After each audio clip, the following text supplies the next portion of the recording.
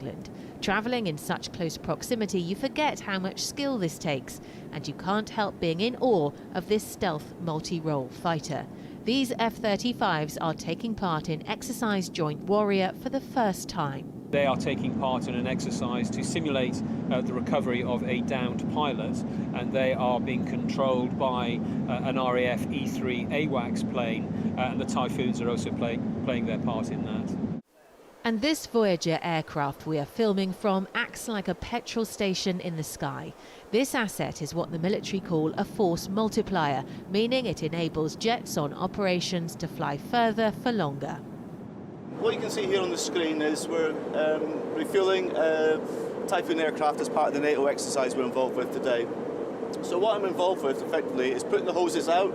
You can see that's a hose going out, and at the end of the hose there's a basket. You can see the basket there.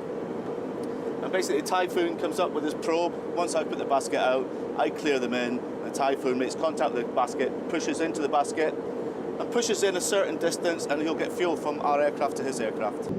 Well, that is my first time witnessing air-to-air refueling, and it was the most amazing thing I've ever seen. The pilots made it look so easy, but clearly it isn't always the case, and that is why it's so important to have exercises like this. And as we soon see, it doesn't always go to plan.